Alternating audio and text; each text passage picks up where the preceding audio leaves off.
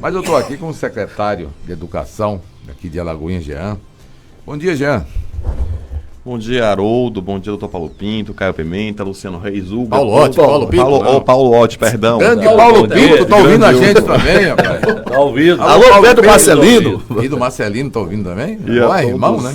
Os ouvintes, né? E Jean, você também está sendo visto, né? Pronto, visto também. Rapaz.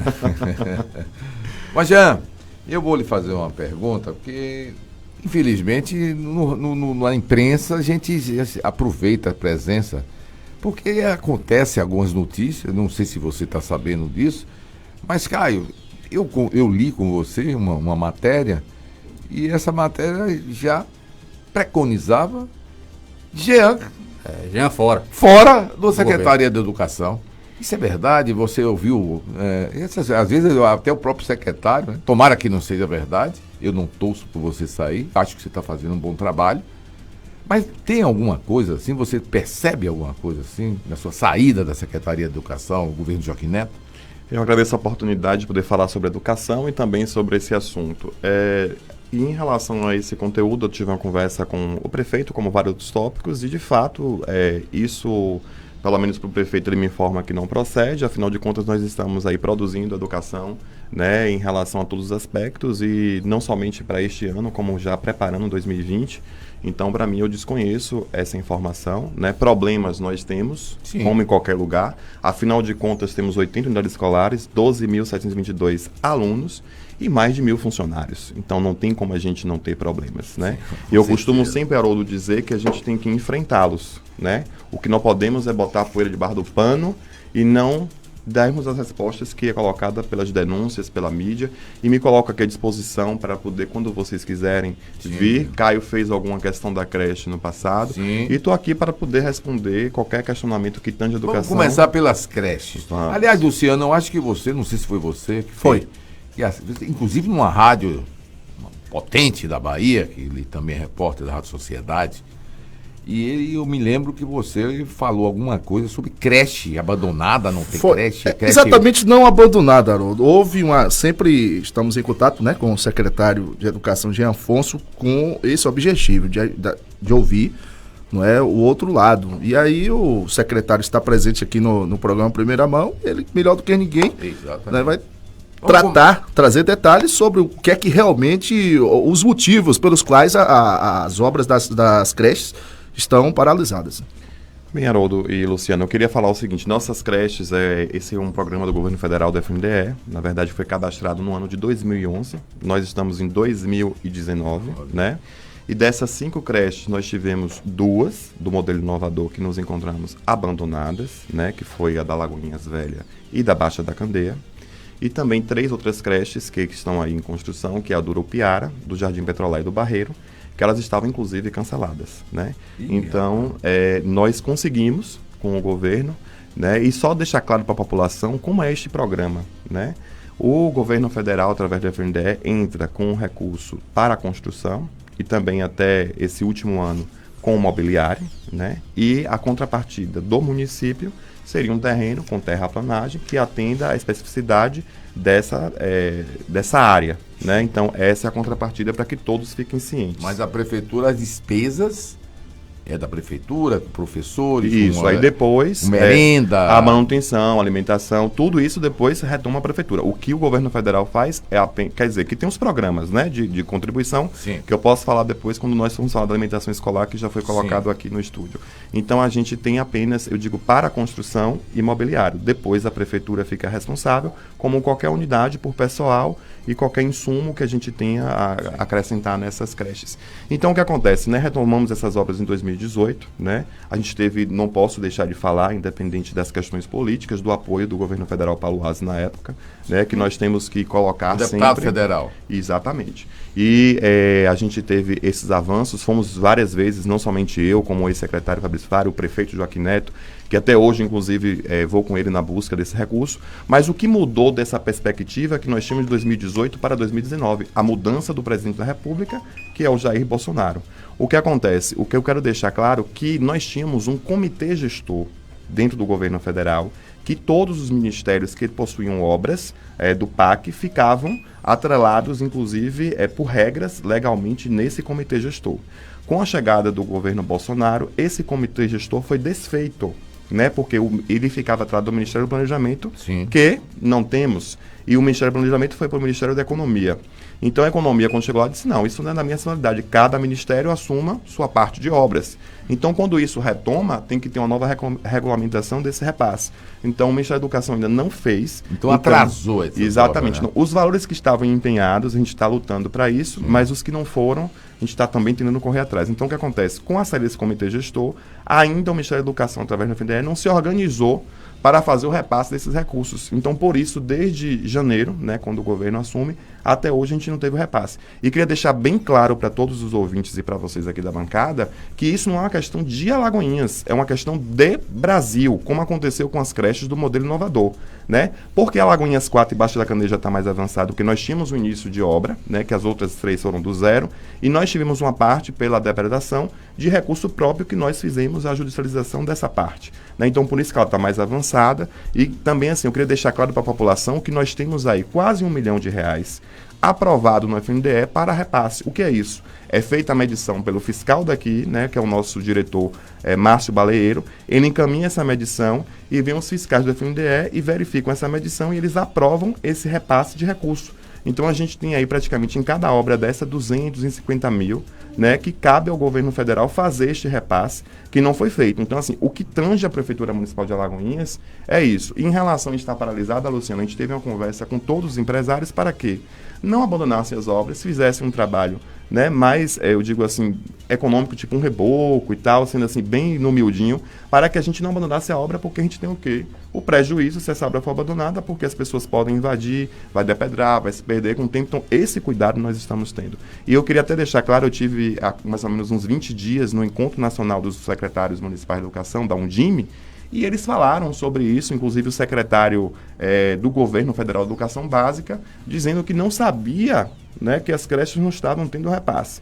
Então, nós fizemos questão de deixar claro para ele que existe isso, dialogamos sobre o que estava acontecendo, então dizendo que não é uma questão de Alagoinhas, é uma questão de Brasil, da questão do repasse de obras. O secretário de Educação, Jean Afonso, me permita mais uma pergunta. Nesse momento, né, que essas obras das creches estão paralisadas, não seria aí, não teria uma oportunidade, né, da Secretaria Municipal de Educação sentar, se reunir, não é, com a Guarda Municipal para ver as possibilidades, né, da Guarda Municipal estar realizando rondas, não é, frequentes nessas unidades, até porque semana passada um indivíduo foi flagrado usando drogas na obra da creche do bairro Jardim Petrolar, criando assim uma espécie de pânico para os moradores.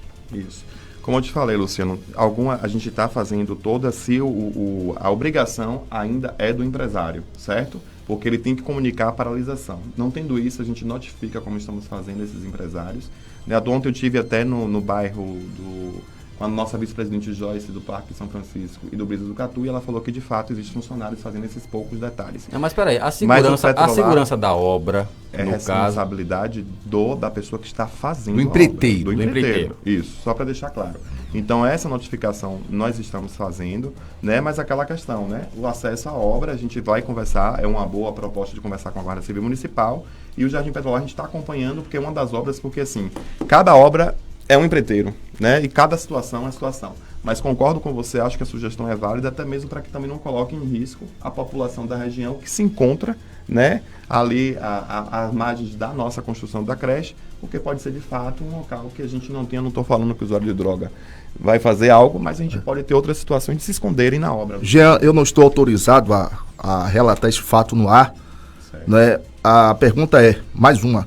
O município de Alagoinhas está com alguma pendência com a empresa que está trabalhando na construção das creches?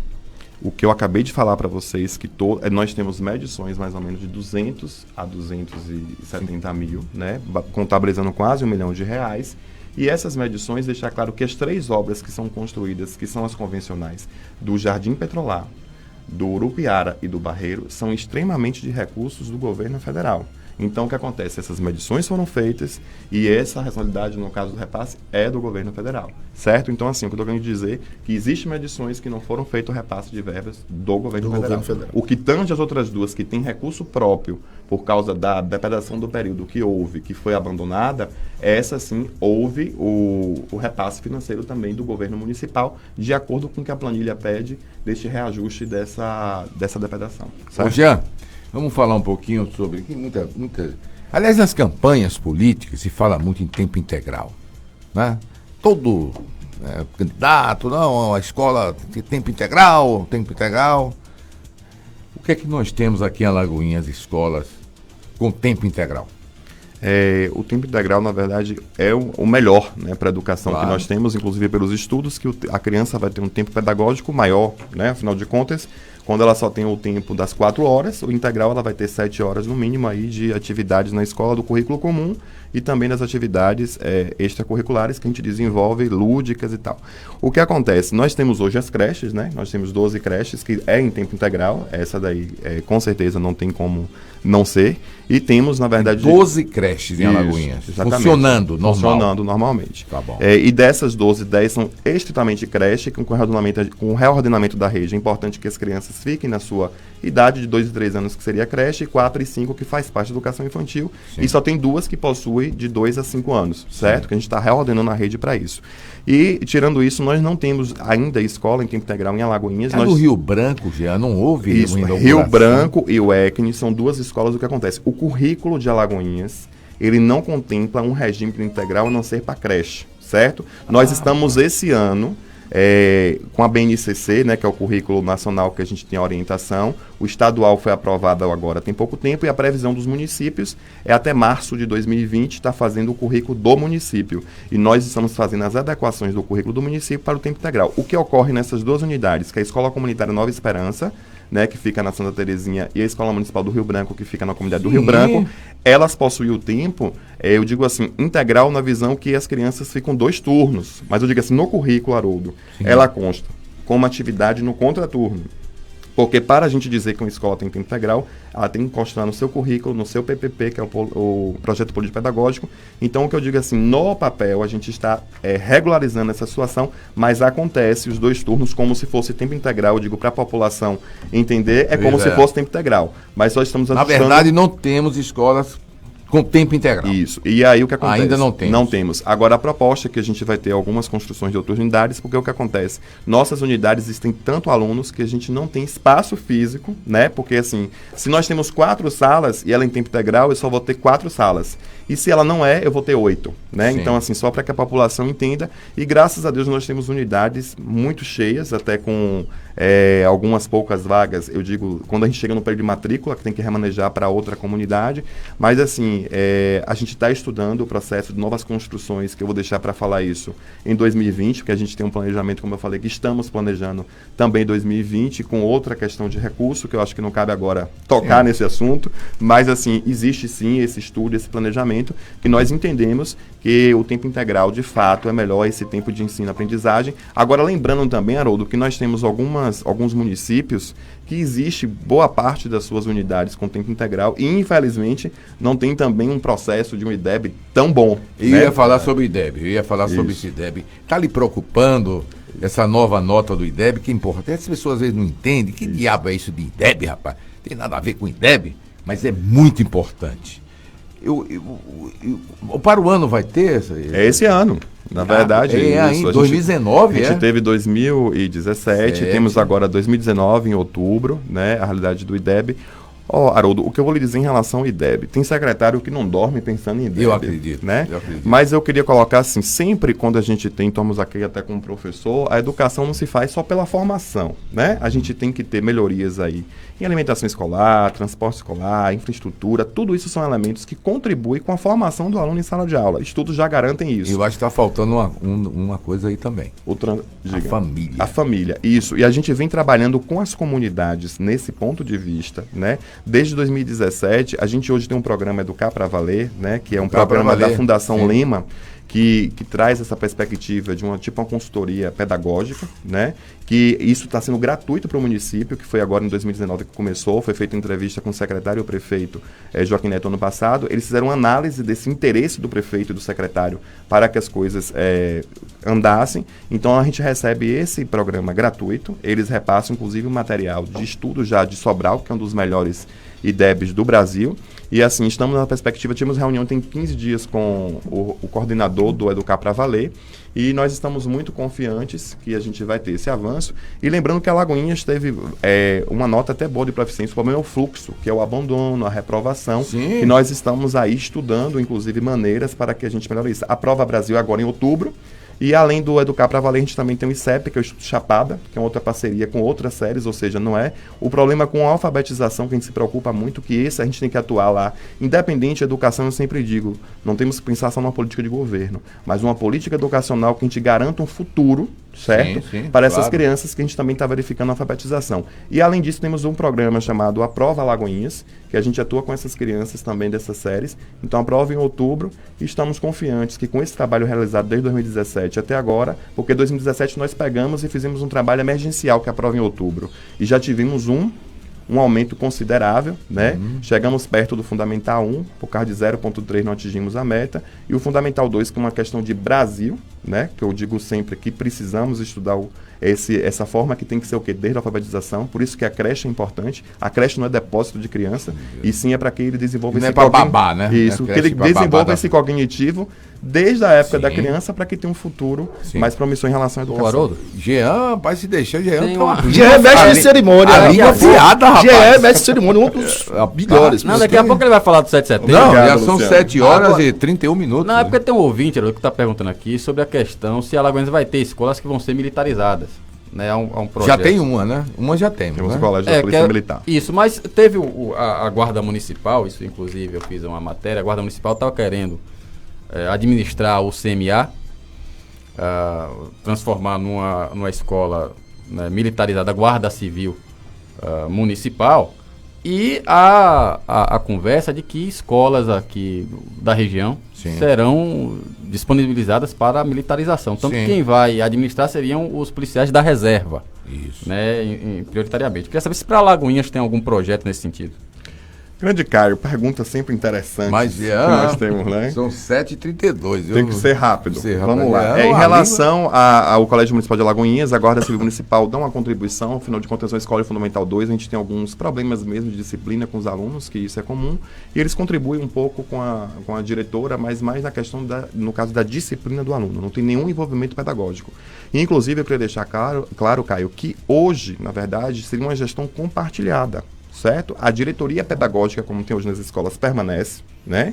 E, na verdade, a polícia militar vem com a disciplina e com a questão do padrão. Então, é bom deixar claro para a população para a gente poder entender um pouco disso, né? E a proposta que vem também do governo federal são aquelas escolas que vêm com até a própria questão do exército, cívico-militares, que são agora, né, a proposta de 23 para o Brasil. Alagoinhas não está contemplada com essa.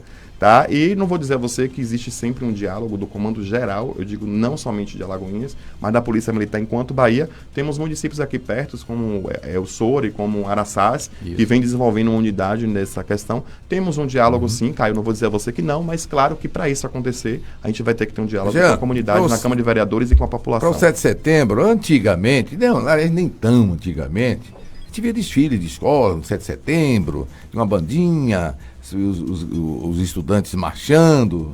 Esse ano vai ter alguma coisa com relação à escola? Isso.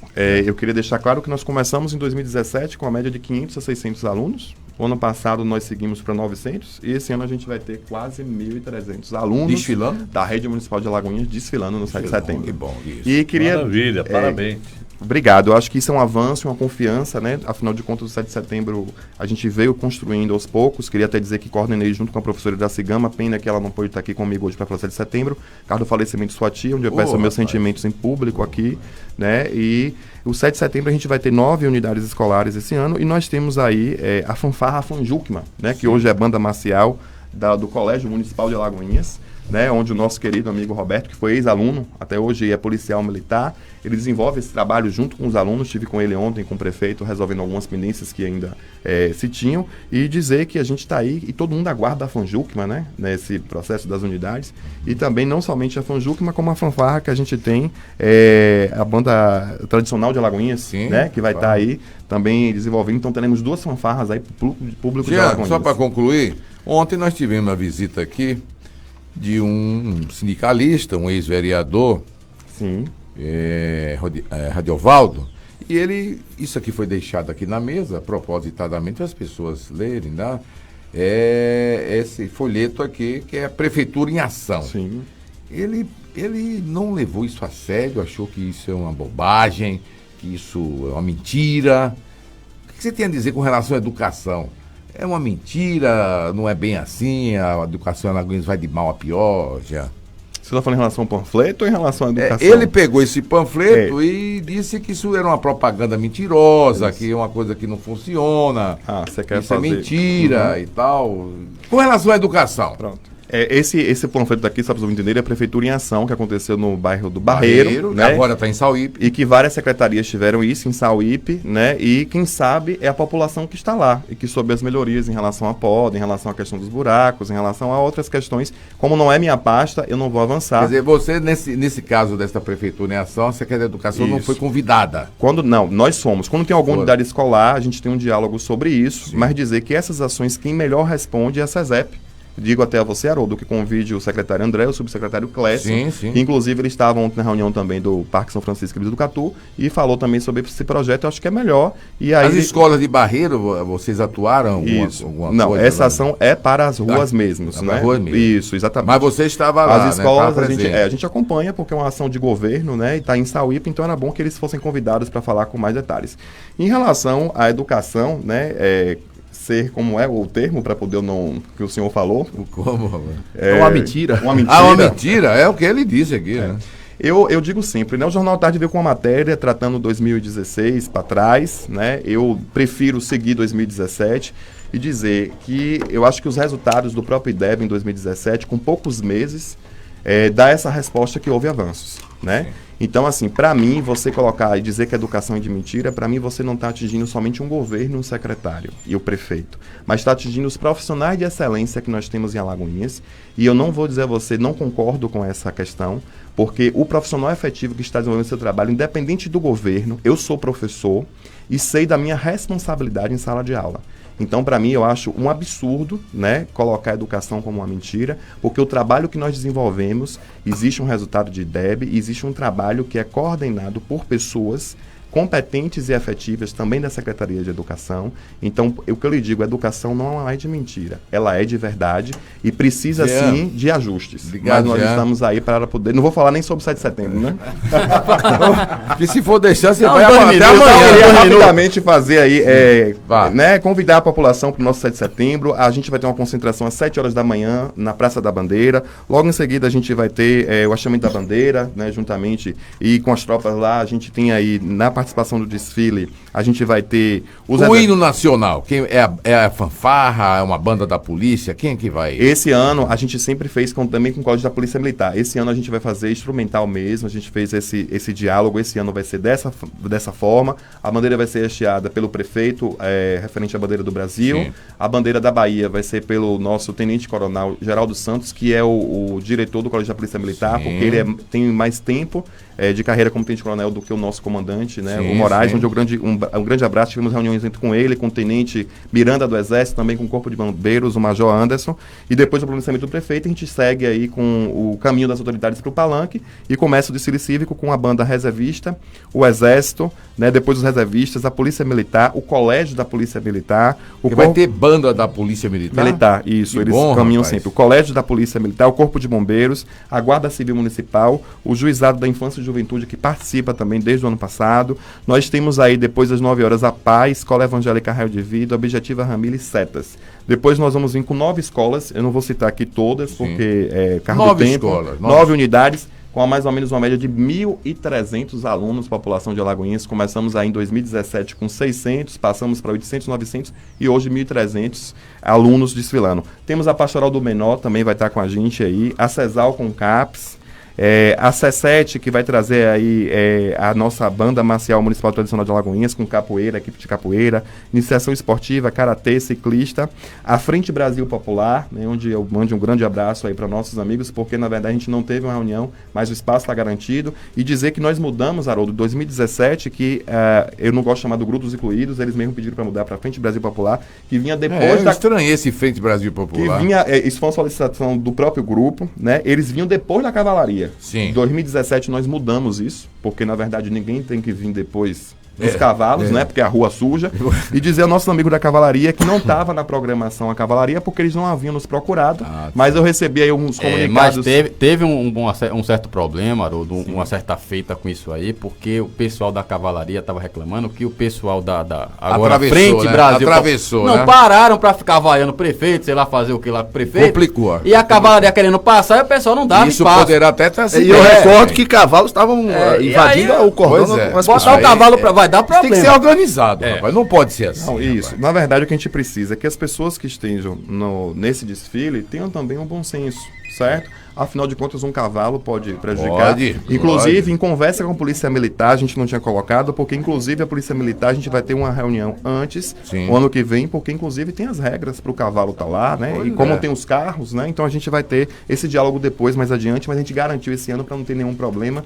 E dizer a vocês que a gente vai ter um desfile mais ou menos de 4 a 4.500 mil pessoas, né? E a gente tem 250 ambulantes distribuídos ali entre a própria Praça JJ Seabra, né? E também nas laterais subindo aqui a Praça Barbosa e até a Praça da Bandeira. Então a gente vai ter 250 ambulantes já cadastrados, né? E em relação às ruas que serão fechadas, vai seguir o mesmo ritmo do ano passado, que não vai dar para falar. Senai, G Barbosa, Brasilino Viegas, Praça Barbosa, que já é o normal. Então, assim, eu queria agradecer a todas as secretarias, né, em nome do nosso governo Joaquim Neto, pelo trabalho, porque foi um trabalho coletivo, e mandar um grande abraço para a professora Iraci Grama, que coordenou esse trabalho com a SEDUC. Para ela também, né? um abraço. E dizer que estamos aí com o nosso 7 de setembro pronto, Haroldo, e depois, em seguida, a inauguração da Praça JJ Sagrado do Coreto. Alô, você está ao limite. Alô. Alô, bom dia, Haroldo Alves. Bom dia. Rapaz, esse secretário aí é qualificado. Ó, tá vendo? Obrigado, amigo. Aí você... bom dia aos seus ouvintes e à sua bancada. Haroldo, eu vi o que Camila falou a respeito, dizendo que a educação não estava agradando, não sei o que. Até discurso de oposição para desgastar, eu já com isso. E aí você fez um comentário aí sobre Radiola. E Radiola disse, a educação é uma mentira. Porque eu não li o programa, mas eu confio em você. Se ele disse isso, ele é irresponsável. É com folheto aqui da Prefeitura em Ação, e faz parte, a Secretaria de Educação faz parte dessa Prefeitura em Ação. E ele disse que tudo isso é mentira. Ele disse aqui. Se ele falou isso, é irresponsável. Porque ele não conhece como está funcionando a educação. Porque não teve secretário aí melhor do que ele Jean. O outro que saiu era bom também. O de Paulo César eu não vou nem comentar, que aí eu vou humilhar. Eu quero falar de José Hildo, que fazia parte do governo e fez. Procure os dados de José Hildo e procure de Joaquim para ver se foi melhor. Então eu fiz essa análise, eu sei a conjuntura de Alagoinhas como funciona, as viúvas estão querendo voltar e tal. Viúva. Agora, entendeu? Eu só fiz essa observação. E parabenizar meu amigo Jean. Tá bom, obrigado. Valeu, Laércio.